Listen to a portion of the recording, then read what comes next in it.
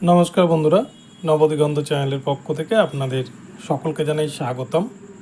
তো বন্ধুরা, আমি এই মুহূর্তে আপনাদেরকে যে আপডেটটি দিতে চলেছি সেটি হচ্ছে 2014 প্রাইমারি টেট বর্তমানে কিন্তু তার অস্তিত্ব ভীষণ সংকটে, এবং সংকটে রয়েছে 60,000 ইন সার্ভিস টিচার। তারাও কিন্তু একের পর এক কিন্তু দিন গুনছেন এবং ভীষণ অস্বস্তির মধ্যে দিন কাটাচ্ছেন, যেহেতু ইতিমধ্যে রাজ্যে 26,000 শিক্ষক বাতিল করেছে কলকাতা হাইকোর্ট।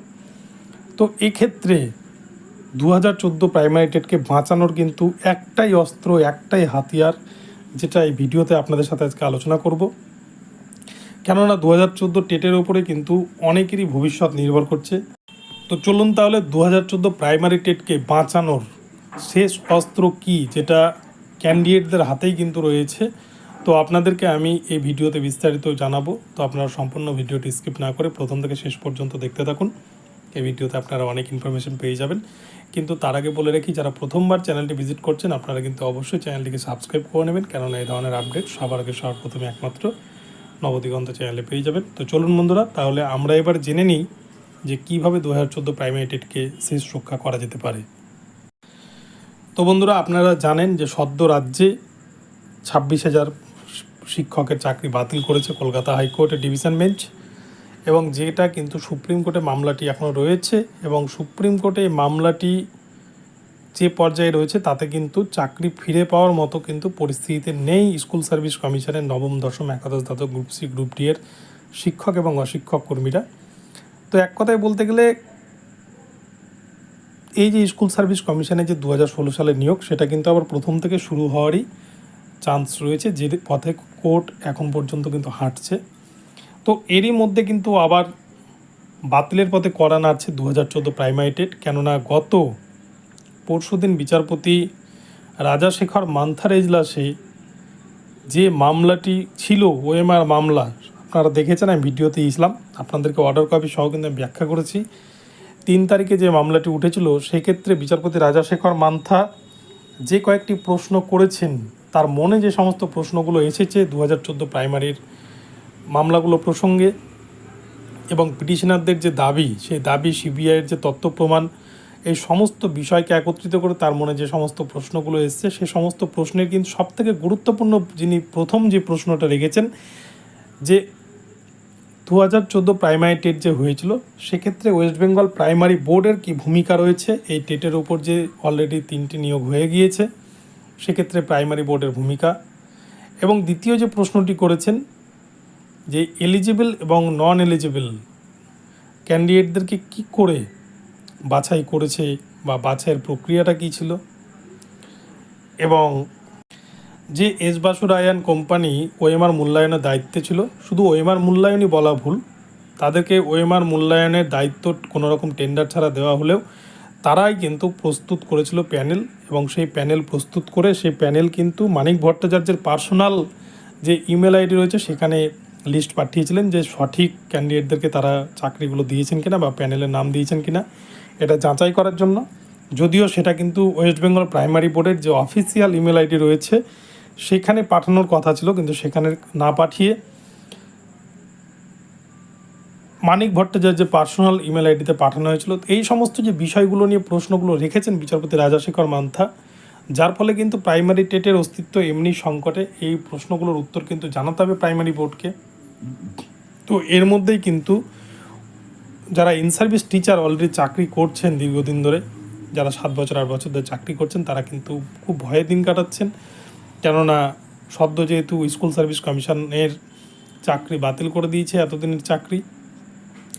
তো এক্ষেত্রে কিন্তু একটাই উপায় আমি বলবো, দেখুন, যখন কেউ কোনো দুর্নীতি করে তার কাছে কিন্তু সমস্ত ফুটপ্রিন্ট থাকে বা সমস্ত দুর্নীতি প্রমাণ অবশ্যই আছে, কিন্তু নিজেদের পিঠ বাঁচানোর জন্য আজকে কিন্তু স্কুল সার্ভিস কমিশন পুরো প্যানেলকে বিপদে ঠেলে দিয়েছে। তারা কিন্তু দেখুন এসির হাওয়া খেয়ে দিব্যি অফিসে বসে আছে, কিন্তু যারা চাকরি করছিল, যারা চাকরি হারা হয়ে গেছে, যে 19,000 যোগ্য শিক্ষক আজকে 5300 সাদা খাতা বা ওএমআর বিভ্রাটের জন্য তারাও যে আজকে ভুক্তভোগী, এর দায় কিন্তু সম্পূর্ণ স্কুল সার্ভিস কমিশনের।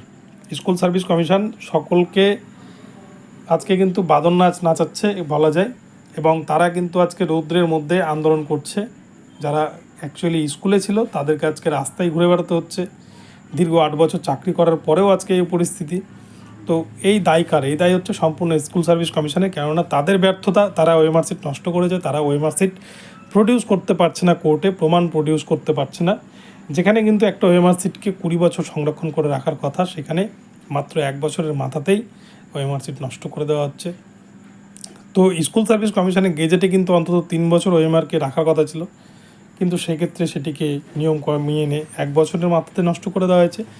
তো এই বিষয়ে প্রাইমারির ক্ষেত্রেও কিন্তু ঠিক এরকমই বিষয় এসছে। ওএমআর নষ্ট করা হলো, তার কিন্তু মিরর কপি বা যে ফুটপ্রিন্ট, যে স্ক্যান কপি থাকার কথা, সেটাও কিন্তু তাদের কাছে নেই, এসএসসির কাছেও নেই, প্রাইমারির কাছেও নেই।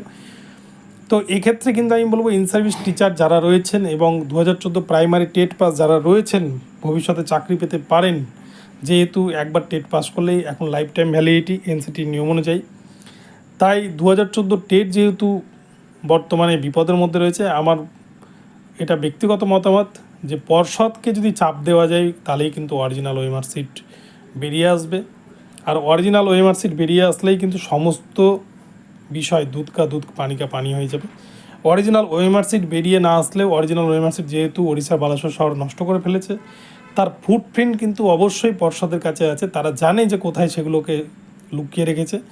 তো সেক্ষেত্রে যদি পর্ষদ চায় তারা ঠিক বের করে নিয়ে কিন্তু সমস্ত দুর্নীতির রফা দফা করতে পারে, কিন্তু সেটা তারা করবে না, কেননা নিজেদের পিঠ বাঁচানোর জন্য তারা কিন্তু সকলকেই এই একই জায়গায় রেখে দিয়ে তারা কিন্তু গোটা প্যানেলটাকে আজকে বিপদের মধ্যে ফেলে দিচ্ছে, গোটা প্যানেলটাকে কিন্তু কলুষিত করার চেষ্টা করছে। তো এই ক্ষেত্রে আমি বলবো যারা 2014 টেট পাস হয়েছেন সকলেই কিন্তু প্রাইমারি বোর্ডের কাছে দাবি রাখুন যাতে এই টেটটা কিন্তু বাঁচে, নইলে কিন্তু এই টেট বাতিল হয়ে গেলে সকলেরই ক্ষতি। যারা ইন সার্ভিস রয়েছে তাদের সব থেকে বেশি ক্ষতি, কেননা দীর্ঘদিন ধরে চাকরি করা অবস্থায় তাদের কিন্তু যদি ব্রেক হয়ে যায় চাকরিতে, তাদের গ্র্যাচুইটি থেকে আরম্ভ করে পেনশন থেকে আরম্ভ করে পিএফ সমস্ত কিছুতেই কিন্তু তাদের হাতছাড়া হয়ে যাবে। এবং সবথেকে বড় কথা, যদি নতুন করে আবার রিক্রুটমেন্ট শুরু হয় সেক্ষেত্রে যারা চাকরি করছেন তারা ভবিষ্যতে আবার চাকরি পাবেন কিনা রিপ্যানেল হলে এটা কিন্তু বলা মুশকিল। যেহেতু 42,949 আপনারা জানেন জেনারেলে কাট অফ মাত্র 10-এ চাকরি পেয়েছে, সেক্ষেত্রে ওবিসি বা এসসি এসটি ক্যাটাগরি ক্যান্ডিডেটটা কিন্তু 16-17 কাট অফ থাকলেও তারা চাকরি পায়নি। তো এক্ষেত্রে কিন্তু 2014কে বাঁচানোর এই একটাই উপায় যে পর্ষদই পারে এই 2014 টেটকে বাঁচাতে। তো সেক্ষেত্রে কিন্তু সকলকে এগিয়ে এসে এই বিষয়ে পর্ষদের ওপর চাপ সৃষ্টি করা উচিত, নইলে কিন্তু এই টেট আর বাঁচবে না। তো আশা করি আপনাদের ভিডিওটি ভালো লেগেছে, আপনাদেরকে কেমন লাগলো আপনারা কমেন্টে জানাবেন। তো ভিডিওটি ভালো লাগলে চ্যানেলটিকে সাবস্ক্রাইব করবেন এবং এই ধরনের আপডেট পেতে প্রতিনিয়ত আমার চ্যানেলটিকে ফলো করতে থাকুন। ধন্যবাদ।